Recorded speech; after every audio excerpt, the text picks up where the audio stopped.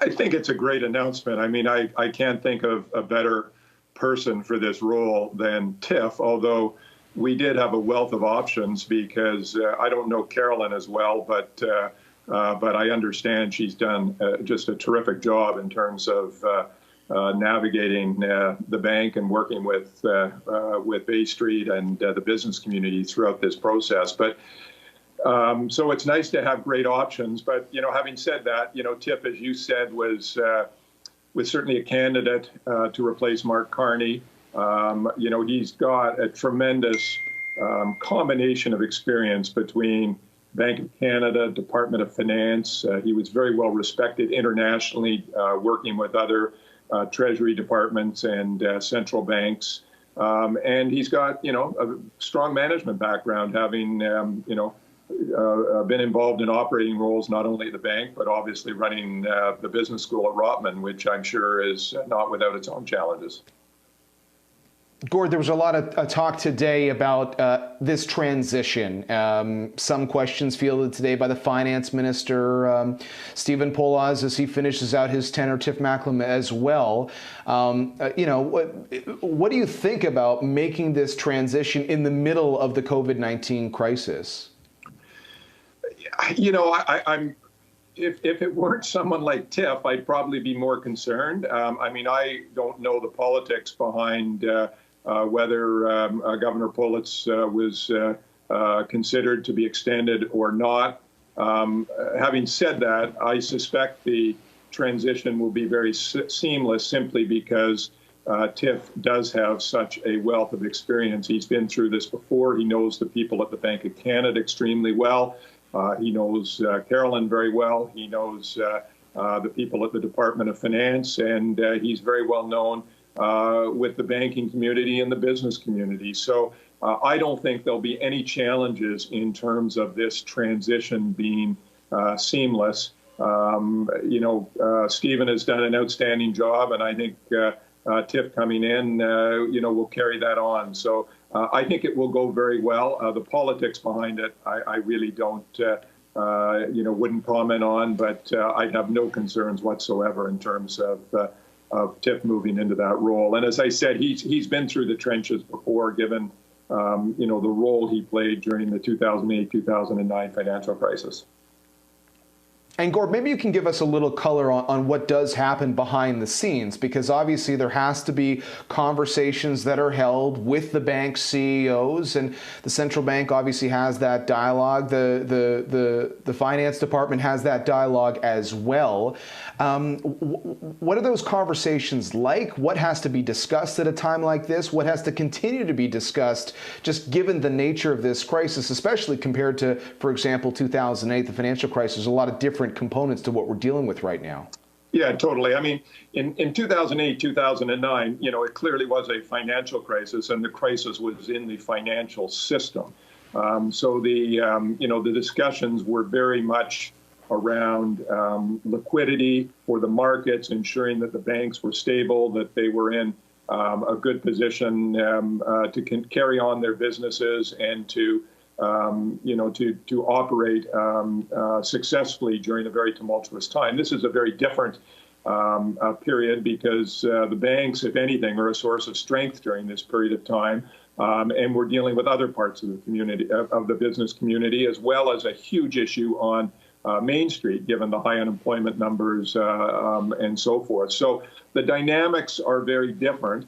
But in terms of dealing with a crisis, there would be very similar processes. There would be a lot of communication between the business community and the central bank and the Department of Finance, between the banks and the Department of Finance and the central banks. And, those ongoing discussions would be very regular and, very much, identifying solutions to ensure that that markets have liquidity, that banks have access to markets, that commercial customers have access to banks, and corporate customers have access to commercial paper markets and to bond markets and to banking markets as well. So, a lot of policy making and coordination to ensure that the system continues to operate during this period of crisis when things have a tendency to seize up. We're speaking to Gord Nixon, former CEO of RBC, getting his reaction to the announcement that Tiff Macklem will be the new Bank of Canada governor. We didn't hear too much from Tiff, obviously, out of respect. He's not governor yet. Right. But he was asked a question, Gord, about interest rates. We've seen interest rates basically get to zero, and now there's this question globally, quite frankly, about the idea of seeing negative rates. And one of the points he seemed to make was there is some psychology when you're sort of sending a message to depositors of having negative rates. So a pretty clear indication that's not something he's pushing, at least for now. I guess we'll see what happens with everything in the weeks and months ahead. But what was your reaction to that? I hadn't seen that, to be honest, but it doesn't surprise me. I don't think that negative interest rates are something that would or should be considered in markets that are functioning normally. I know it happened in Europe during periods of extreme liquidity and economic challenge. I think it's a weapon that you want to continue to have in your arsenal, but at the same time, it would be a very serious sign of extreme stress. And, it also discourages savings at a time when I'm not sure you want to necessarily discourage savings. And so it doesn't surprise me that would be Tiff's reaction at this point in time. But like any smart central banker, I'm sure he would also go on to say that you want to keep all options on the table going forward. All right, Gord, before we let you go, you were kind enough to join us early on throughout all of this. I mean, every day brings new surprises, new challenges. What do you think are going to be the biggest issues over these next few weeks, these next few months, as we try to figure out how we get to the other side of COVID-19 and how we deal with an economy that is obviously in challenged times right now? Yeah, well, I think there's two distinct issues. One is the health issue, of which I'm certainly not an expert, but it's very correlated with the financial issue.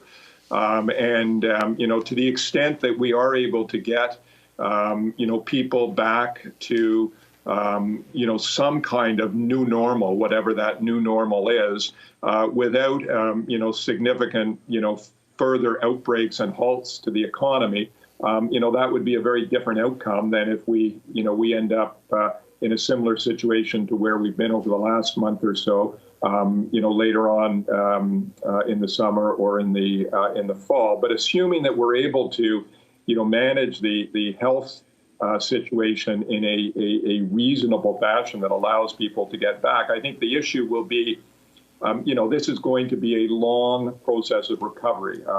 People describe it as a U, as a J. Whatever it is, the bottom part of the U is probably going to be slightly longer and more challenging than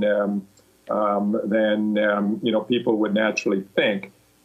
This concept that the economy is going to, skyrocket in the third and fourth quarter, I don't think is necessarily the case. So I think the issue is going to be managing through that sort of U part of the economic cycle when we're still in very slow economic or recessed economic growth, high rates of unemployment, managing through that period will, not be without its challenges, particularly given the fact that, we will be running very high deficits, at some point, central banks and governments are going to have to pare back in terms of their investment and spending. So I think there's going to be a challenging period of a number of months managing through that bottom part of the U. And I think that's, in some ways we look forward to that period because at least at that point we're in the bottom part of the U. But that's going to be a challenging period with new dynamics. And as I say, slow economic growth and likely high rates of unemployment. And it's going to take us a while to manage out of that. But hopefully there is a light at the end of that tunnel as well. Absolutely. Gord, thanks a lot. Really appreciate getting your breaking news reaction on this Friday.